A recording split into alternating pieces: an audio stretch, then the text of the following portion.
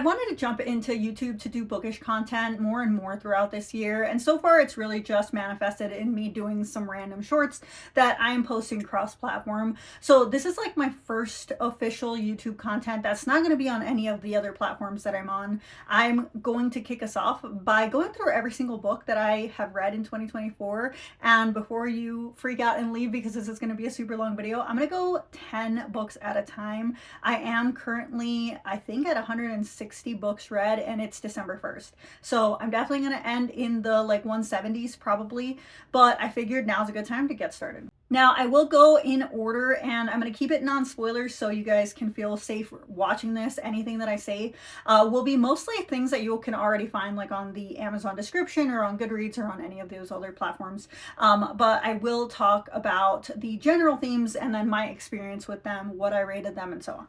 My first book obviously was in January, and it was The Winter Garden by Kristin Hannah. Now, this was my very first Kristin Hannah book ever. I had heard great things and I was super excited, and she is primarily a writer of historical fiction. This story follows two sisters who grew up with a very strained relationship with their mother. She was always very cold towards them, and they never really understood why. They really just, as children, wanted affection from their mother, and they never really got it. So we kind of get a glimpse of that as how they interacted with her as children. And then they grow up, obviously have a strained relationship with their mom, but then end up having one with each other as well. So they kind of go their separate ways. Their lives are complete opposites. And then one day on his deathbed, their father brings them back together, and he actually asks that they all sit down and listen to their mother's fairy tale that she had been telling them since they were kids. Apparently, she had never actually finished the story with them, and he wants them to sit and listen to the story all the way through. So this ends up being a dual timeline story where we are hearing, you know, their present day issues with each other, but then also hearing this story, which turns out to be their mother's story from when she was a child and what she endured when she lived in war-torn Russia. This was a very emotionally charged story. I really struggled through it in some parts, only because it was so emotional for me to just see how the daughters had to rebuild their image of their mother as we went through this story. I did find myself in tears many times, and it was very, very impactful. But I think it was so beautiful the way that Kristin Hannah wrapped this up. I think as an intro to her world of writing, this was a great starting point. I did give this a 4.75. I think it's still one of my favorite books by her. I thoroughly enjoyed it, and then I did read more by her throughout the year, as you'll see. The next book I read was All the Little Raindrops by Sheridan. Now, this might be my only book by her. I didn't expect most of the things that happen in this book. This is categorized as a psychological thriller. This story really hit the ground running. It follows Noelle and Evan, and literally in the first page, we're thrown in to them being abducted. They are high school seniors, and they are basically being tortured and just having psychological games played on them, and it was very overwhelming from the get-go. This book does kick off with them being abducted and finding a way to escape. And then years down the road, when there's never been an apprehension of their captors, a crime that is somewhat similar sparks their interest. Evan is now an investigator, and he pulls Noelle in to hopefully get some help with trying to capture these people. Now, it is very chaotic, and I will say that the different storylines from when they were being captured and it's so graphically being discussed how they're being tortured, to their escape and so on, then to jump years later and kind of see all that trauma, it was a little clunky for me. I did give this a 3.75, but if I'm being honest and I went back, reflected a little bit, and then re-rated it, I would probably say more of a 3. I was just kind of lost and overwhelmed at the same time, which is really weird because I felt like I knew what was going on, but I also was just overwhelmed to the point that I don't know if I fully enjoyed this book the way I was supposed to.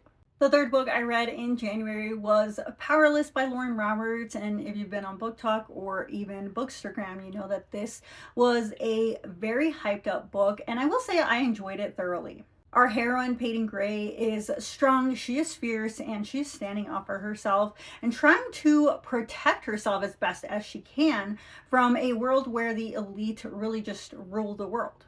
Our main male character, Kai, I wasn't sure about in the beginning, but he did grow on me as the story went on. I will say that their banter was superb. I think that the storyline of her having to pretend that she has powers so that they don't, discover that she's ordinary was very interesting.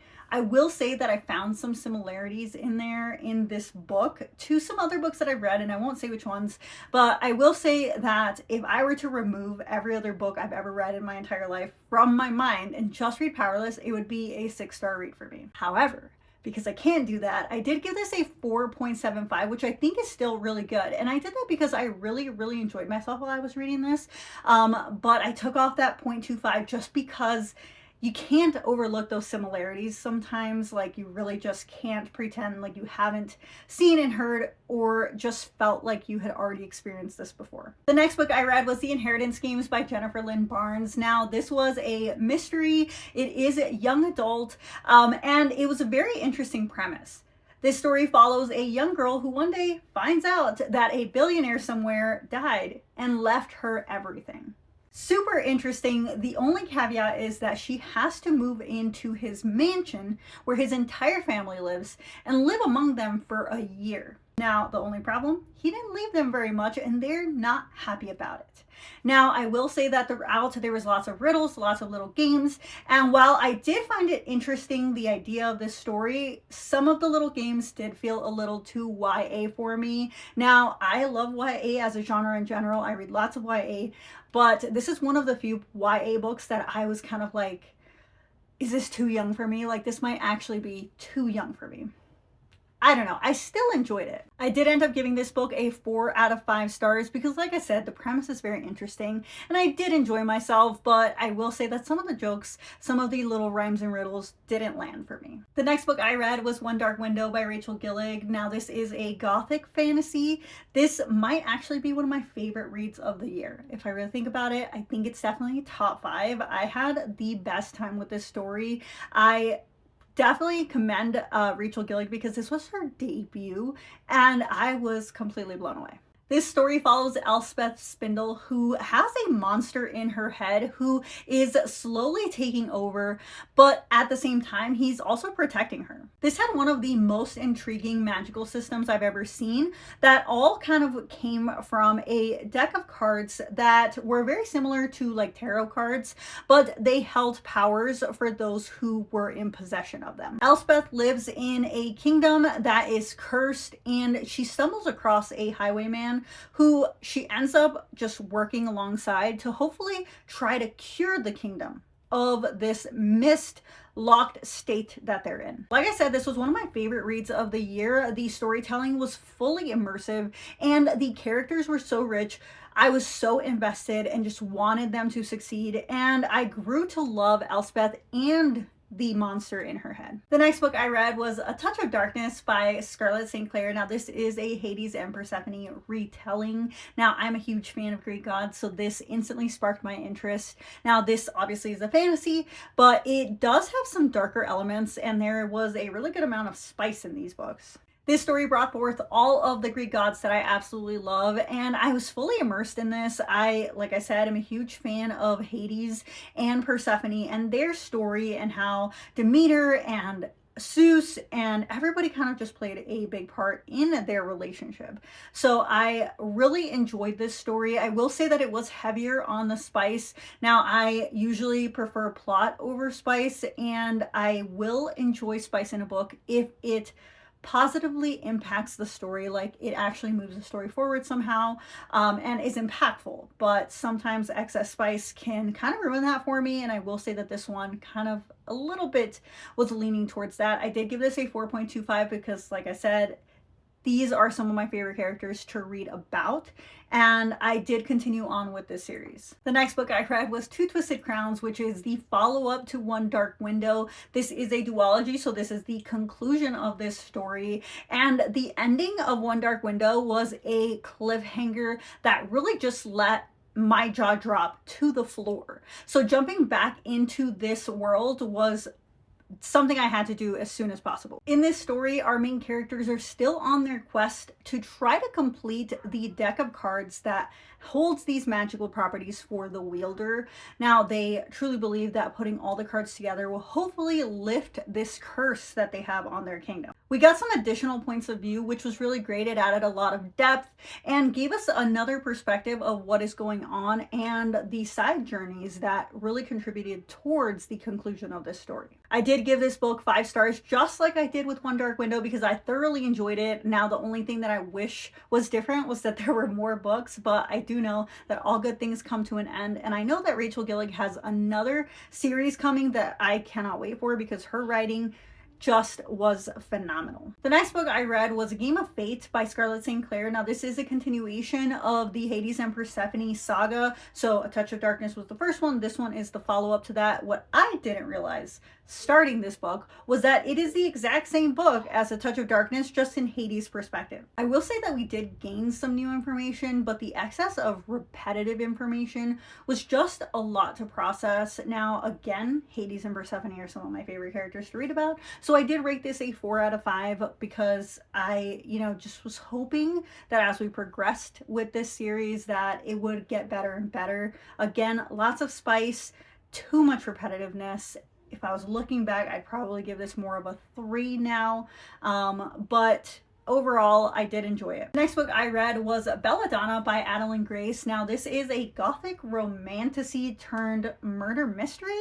I do seem to have a recurring theme here where I like dark, death-like creatures with One Dark Window and the Nightmare in Elspeth's Head, and then Hades, the god of the underworld. In Belladonna, she actually has a connection with death. Death who ferries people into the underworld death. So she's able to see and talk to death.